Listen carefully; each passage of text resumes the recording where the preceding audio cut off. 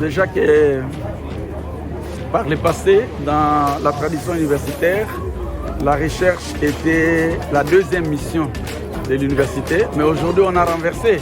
La recherche, c'est la première mission de l'université. Après la recherche, c'est l'enseignement, parce que celui qui enseigne, il enseigne après avoir fait la recherche.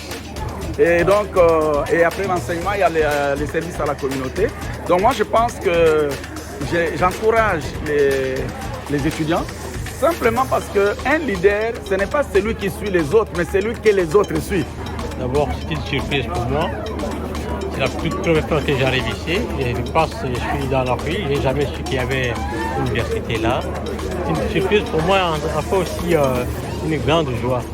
Une grande joie de voir comment les jeunes sont souciés même de leur se préoccupent de leur formation et ils ont conscience de la place du livre pour la formation humaine, la formation intellectuelle et la formation scientifique, qui doivent se former par eux-mêmes en lisant. Ce qui implique beaucoup de discipline, beaucoup de rigueur et beaucoup de sens critique aussi. Nous sommes dans une institution qui se dit Leadership Academia, une institution qui forme de leaders.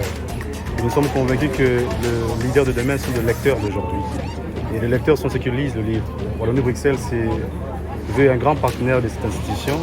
Et aujourd'hui, je pense que cette université est bénie parce que l'un des meilleurs de cette littérature, sinon l'un des patriarches de cette littérature, a foulé les pieds de cette université. Je parle ici du grand maître, de l'immense même, Pierre Mumbere. Je pense que c'est une bénédiction pour cette université, pour cette alma mater. Et je crois que les beaux jours sont donc définis pour cette université. Merci infiniment.